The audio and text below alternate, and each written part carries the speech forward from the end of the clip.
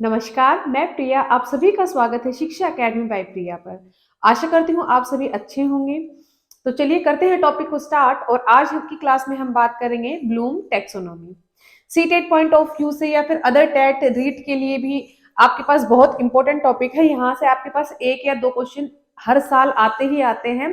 तो teaching point of view से आपके पास ब्लूम टैक्सोनॉमी बहुत ज्यादा इंपॉर्टेंट है। तो करते हैं इसको स्टार्ट और बात करेंगे आज हम ब्लूम टैक्सोनॉमी।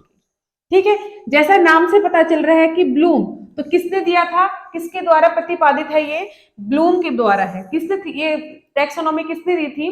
ब्लूम ने दी थी, जिनका पूरा नाम है Benjamin Samuel Bloom. Benjamin Samuel Bloom, इसे बीएस ब्लूम भी बोलते हैं, हम शॉर्ट फॉर्म इसको बीएस ब्लूम बोलते हैं, लेकिन इनका पूरा नाम क्या है? Benjamin Samuel Bloom. और ये कहाँ के मूल निवासी है? ये अमेरिका के मूल निवासी है। ठीक है, बेंजामिन एस ब्लूम अमेरिका के मूल निवासी है, जिन्होंने ब्लूम टैक्सोनॉमी दी थी। ठीक है, अब क्या है, सबसे पहले बात करेंगे अब टैक्सोनॉमी कि टैक्सोनॉमी है क्या। एक्चुअल में टैक्सोनॉमी का अर्थ क्या है, मीनिंग क्या है? तो टैक्सोनॉमी का अर्थ क्या है? क्लासिफिकेशन। मीनिंग क्या है? क्लासिफिकेशन। यानी कि किसी भी चीज को आप वर्गीकरण कर रहे हो, किसी भी चीज को आप बांट रहे हो, उसका बंटवारा कर रहे हो, वो क्या है आपके पास? टैक्सोनॉमी है। यानी कि टेक्सोनॉमी क्या है आपके पास? वर्गीकरण या फिर क्लासिफिकेशन।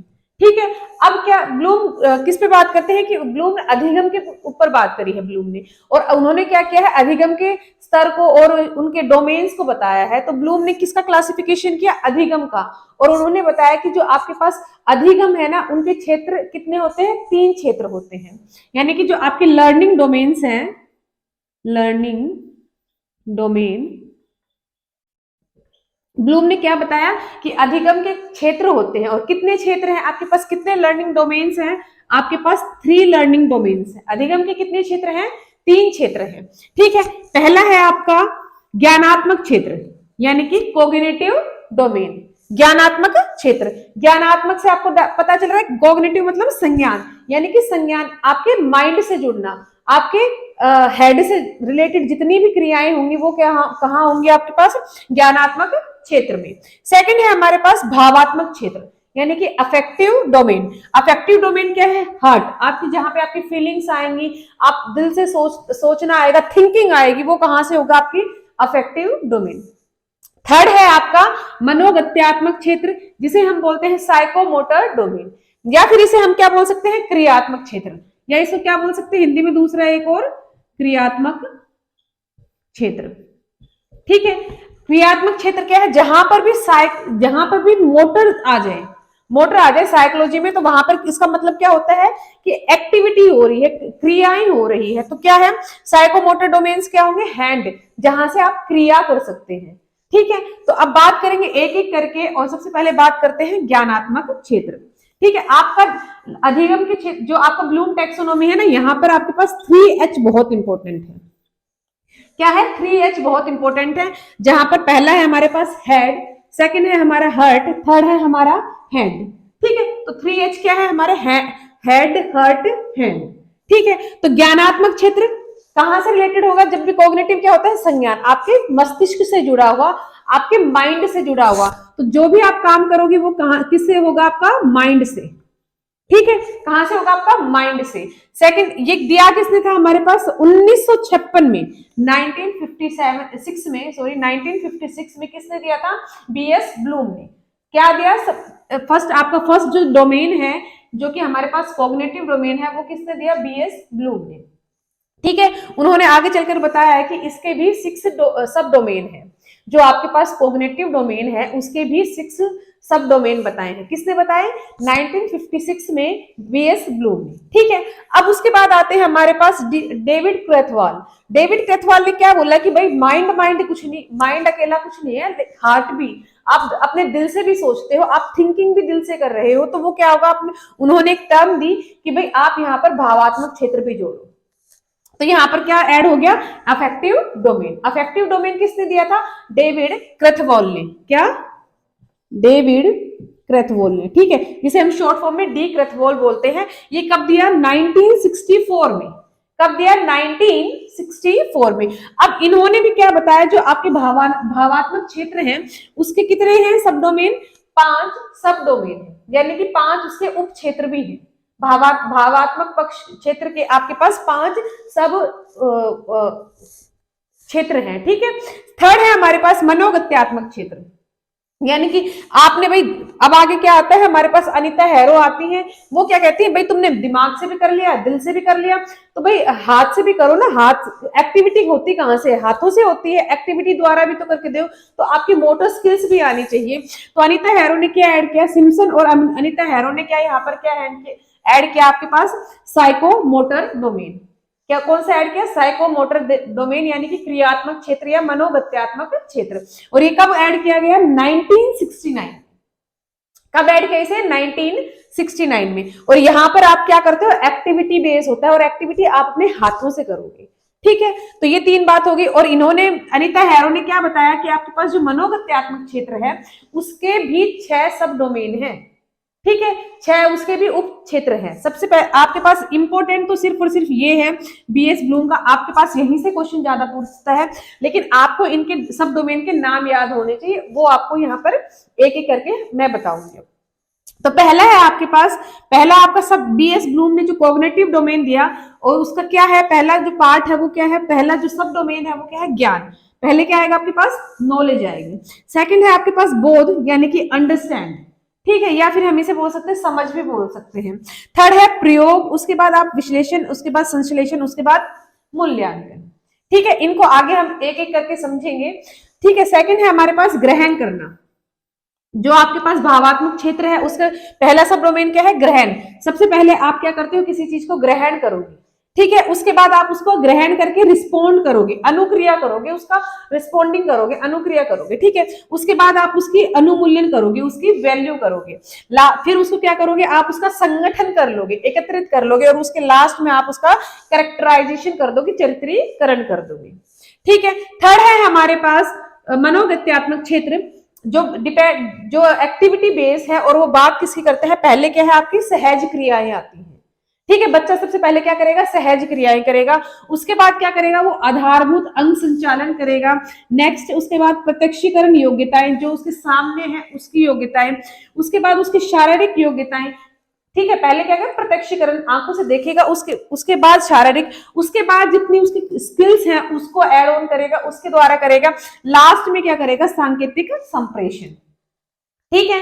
तो अब हम बात करेंगे कि जो बीएस ब्लूम है उसकी रिवाइज्ड, उन्होंने जो अपना कॉग्निटिव डोमेन था उसको रिवाइज किया, तो उसके बारे में बात करेंगे। और इन सब जो 6 हमारे पास सब डोमेन है उनको हम अच्छे से और बेहतर तरीके से डायग्राम के माध्यम से समझे। हाँ जी, तो बात करते हैं आगे हम, ब्लूम ने जो हमारे पास 1956 में हमारे पास जो ज्ञानात्मक क्षेत्र दिया था, यानी कि हमारे पास कॉग्निटिव डोमेन है, उसके बारे में बताया था। तो उन्होंने क्या किया है, बाद में उन्होंने अपनी इस कॉग्निटिव डोमेन को क्या किया, रिवाइज किया, ठीक है। और वो कब किया आपके पास, रिवाइज 2001 में, ठीक है। 2001 में जाकर ब्लूम ने और उनके साथ जो साथ काम करने वाले थे उन्होंने क्या किया, इसको रिवाइज किया कि हाँ, और अलग अलग इसको नाम दे दिए। ये कब ब्लूम ने कब दिया था हमारे पास, 1956 में, 1956 में, ठीक है। तो पहले हमारे पास था क्या था, नॉलेज, यानी कि ज्ञान, उसको क्या बोल दिया है आगे जाके, रिमेंबर, यानी कि याद रखना। जो पहले हमारे पास नॉलेज था, ज्ञान था, वो क्या, उसको क्या बोल दिया है, रिमेंबर, यानी कि याद रखना। नाम सेम वही लेवल है, लेकिन इनके नाम चेंज कर दिए हैं। बाद में उन्होंने क्या दिया था, कॉम्प्रीहेंशन, जो आपकी समझ है उसका क्या नाम दिया, अंडरस्टैंड, यानी कि बोध करना। थर्ड है हमारे पास एप्लीकेशन, उसको अप्लाई करना, सॉरी उसको अनुक्रिया करना, उसका नाम क्या दे दिया उन्होंने, अप्लाई, ठीक है। रिवाइज में उन्होंने अपने नाम चेंज कर दिए। फोर्थ है एनालिसिस, जब आप किसी चीजों को तोड़ते हो, यानी कि किसी चीज का विश्लेषण करते हो, उसका नाम क्या दे दिया उन्होंने, एनालाइज कर दिया। अब चेंज कहां पर आता है आपका, जो आपकी 5th और 6th सब डोमेन है, वहां पर चेंज आता है। पहले आपका सिंथेसिस, यानी कि संश्लेषण था, उसके बाद मूल्यांकन था। लेकिन जब आपके पास रिवाइज ब्लूम टैक्सोनॉमी आई, तो वहां पर रिवाइज ब्लूम टैक्सोनॉमी आई, तो वहां पर क्या बात हुई कि उन्होंने जो मूल्यांकन था, इवेल्युएशन था, वो तो क्या पे दे दिया, 5th पे दे दिया। और जो आपके पास सिंथेसिस था उसको ऊपर दे दिया, और उन्होंने नाम भी चेंज कर दिए। जो आपका इवेल्युएशन था उसका नाम क्या दे दिया, इवेल्युएट दे दिया। और उसके बाद आपका जो सिंथेसिस था उसको क्या दे दिया, क्रिएट, यानी कि रचना करना। ठीक है, रचना करना। अब बात करते हैं कि वो ब्लूम क्या मानते हैं कि जो आप किसी अधिक ज्ञान का जो आप सीखते हो वो कहां से करते हो, नीचे से ऊपर की ओर जाते हो। आपका ग्राफ है जो आप सीखते हो वो निम्न स्तर से लेकर उच्च स्तर पर जाते हो। ठीक है, तो उसके आधार पर क्या कर दिया ब्लूम ने, अपनी इसको दो भागों में बांट दिया।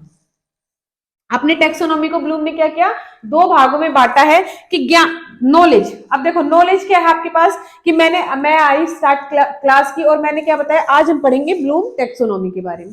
तो आपको क्या पता चलेगा कि आज हम किसके बारे में पढ़ेंगे, ब्लूम टेक्सोनॉमी की। तो यहाँ पर आपको दिमाग पे जोर लगा, आपका बिल्कुल जोर नहीं लगा, क्योंकि ये तो मैंने बता दिया, तो आपको उस चीज का ज्ञान हो गया कि आज हम ब्लूम टेक्सोनॉमी के बारे में पढ़ेंगे। उसके बाद आपने क्या किया, समझ किया, आपको पता होने के बाद आपने उसको समझा कि हाँ आज हम ब्लूम टेक्सोनॉमी पढ़ेंगे, उसके बारे में पढ़ेंगे, टेक्सोनॉमी का क्या अर्थ होता है, उसमें क्या क्या है, कैसे कितने लर्निंग डोमेन्स है। तो वो क्या है, हमने उसका समझ कर ली कि हाँ भाई हमारे पास उसका कॉम्प्रिहेंशन कर लिया, उसको अंडरस्टैंड कर लिया।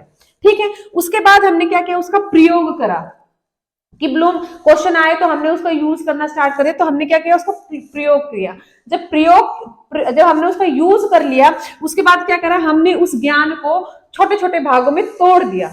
एनालिसिस यानी कि विश्लेषण, मतलब क्या होता है, विश्लेषण, विश्लेषण मतलब क्या होता है, आप ज्ञान को या किसी भी चीज को टुकड़ों में तोड़ रहे हो, छोटे छोटे टुकड़ों में, ताकि वो इजी हो जाए। तो एनालिसिस क्या करे, आपने उसको ज्ञान को छोटे छोटे भागों में तोड़ लिया। ठीक है, उसके बाद आपने क्या किया, उसका संश्लेषण, संश्लेषण यानी कि आपने जो टुकड़े किए थे, टुकड़ों में जो बांटा था ज्ञान को, आपने उसको जोड़ लिया, क्रिएट कर लिया। तो क्या है, यहाँ पर आप कुछ ना कुछ क्रिएटिव करते हो, यानी कि आप अलग से कुछ अच्छा, जब आप पूरे ज्ञान को जोड़ते हो तो आप एक नई चीज का और सृजन करते हो। ठीक है, तो उसके बाद आपने जो ज्ञान को तोड़ा था उसको क्या किया, आपने पूरे ज्ञान को एक जगह एकत्रित कर लिया, जोड़ लिया। और जोड़ने के बाद जब आप क्वेश्चन आंसर लास्ट में क्वेश्चन करते हो, अगर आप सही दे रहे हो गलत दे रहे हो, ये क्या है आपका मूल्यांकन, आप उसको इवेल्युएट कर रहे हो। ठीक है, तो जब ज्ञान, आप देखो ज्ञान, समझ और यहां पर अनुक्रिया। ठीक है, तो जब आपको ये ज्ञान में आपका दिमाग पे थोड़ा बहुत भी जोर लगा, क्योंकि ये तो मैंने ही बताया था कि आज हम ब्लूम टेक्सोनॉमी पढ़ेंगे, तो ये क्या है, आपके दिमाग पे बिल्कुल भी जोर नहीं पड़ा, लेकिन थोड़ा सा आपने दिमाग पर प्रेशर डाला जब आप समझ पर गए कि हाँ भाई ब्लूम टेक्सोनॉमी में क्या क्या है, क्या क्या होगा, टेक्सोनॉमी का क्या अर्थ है, कितने लर्निंग डोमेन्स है, कैसे कैसे बांटा है, किस किसने दिया है, तो आपने थोड़ा सा जोर लगाया। उसके बाद आप जब आपने उसको एप्लीकेबल किया, यानी कि अप्लाई किया, तब भी आपने थोड़ा सा जोर लगाया। इतना ज्यादा चीज दिमाग पे आपने प्रेशर नहीं दिया, इतना ज्यादा दिमाग में आपने सोचा नहीं। तो ये जो तीन है ना, ये क्या हो गया आपके लोड्स, यानी कि लोअर ऑर्डर थिंकिंग स्किल्स। ठीक है, लोअर ऑर्डर थिंकिंग स्किल्स, निम्न स्तरीय चिंतन कौशल। ठीक है, निम्न स्तरीय चिंतन कौशल। लोड्स क्या है आपका, जो आपका, जहां पर आपके दिमाग में, आपके माइंड पर कम जोर पड़े, यानी कि आपको ज्यादा सोचने की जरूरत ना पड़े। ब्लूम ने क्या किया, इसको अपने दो भागों में बांटा है, एक तो लोड्स में बांटा है, दूसरा क्या है, होड्स में बांटा है, जो कि है हमारे पास higher order thinking skills, higher order thinking skills. ये क्या है, आपके उच्च स्तरीय चिंतन कौशल है। आप यहाँ पर ज्यादा आप चीजों को तोड़ रहे हो, आप जब उसका तोड़ोगे तो आपको दिमाग लगाना पड़ेगा कि हाँ ये पार्ट इसमें जाएगा, ये पार्ट इसमें जाएगा, ये पार्ट इसमें जाएगा। ठीक है, उसके बाद आप जब जोड़ रहे हो तब भी आपको पता चल रहा है कि कौन सा, कहाँ पे कितना कम करना है, कहाँ पर कितना ज्यादा करना है, तो वहां पर भी आपके दिमाग में प्रेशर ज्यादा जोर लग रहा है। और जब इवेल्युएशन करते हो तो आपको सारा चीज पता चलता है कि आपने कितना पढ़ा, कितना आपका समझ में आया। तो ये क्या है, आपका हायर ऑर्डर है। ठीक है, आपके चिंतन का उच्च स्तर है। तो ब्लूम ने क्या बताया कि आप जब भी कोई चीज सीखते हो, वो कहां से सीखते हो, निम्न स्तर से उच्च स्तर पर सीखते हो। ठीक है, तो ये आपके पास ब्लूम का एक टेक्सोनॉमी है जो आपके पास इंपॉर्टेंट है, बार बार पूछता है, बार बार यही इससे रिलेटेड उन्होंने जब रिवाइज किया तो इनके नाम सिर्फ और सिर्फ नाम चेंज कर दिए, वही चीज है, रिमेंबर, याद रखना। कि आपने याद रखा, उसके बाद याद रखा तो उसके बाद जब आपको ज्ञान मिल गया, आपने ज्ञान को याद रखा, ज्ञान के बाद आपने इसका बोध कर लिया, ठीक है, उसको अप्लाई कर लिया, उसको एनालाइज, यही है कि आपने टुकड़ों में तोड़ा। उसके बाद आपने टुकड़ों में तोड़कर देखा कि आपने उसका मूल्यांकन, इवेल्युएट कर दिया, और इवेल्युएट करने के बाद आपने एक नई रचना कर दी, आपने उसकी क्रिएटिविटी कर दी, आप उस आपके अंदर क्रिएटिविटी आ गई, आपने और अधिक क्रिएटिविटी आ गई और ज्यादा कुछ सृजन किया, रचनात्मक सोच आ गई आपकी थिंकिंग में, क्या होगी, ज्यादा रचनात्मक क्रिएटिविटी थिंकिंग आ गई। ठीक है, तो ये उन्होंने रिवाइज करने के बाद बताया, जो रिवाइज आपके पास ब्लूम टैक्सोनॉमी आई थी वो 2001 में आई थी। तो इंपॉर्टेंट आपके पास यही है कि आपका जो कोग्निटिव डोमेन है वो बार बार क्वेश्चन में पूछा जाता है, एग्जाम में पूछा जाता है और यहीं से क्वेश्चन आता है। ठीक है, तो आई होप आपको ये आज की क्लास समझ में आई हो, और अगर आपको ये क्लास पसंद आई हो तो प्लीज क्लास को लाइक करें और अपने फ्रेंड्स के साथ भी शेयर करें और सब्सक्राइब करें चैनल को। मिलते हैं कल एक नई क्लास में, तब तक के लिए धन्यवाद।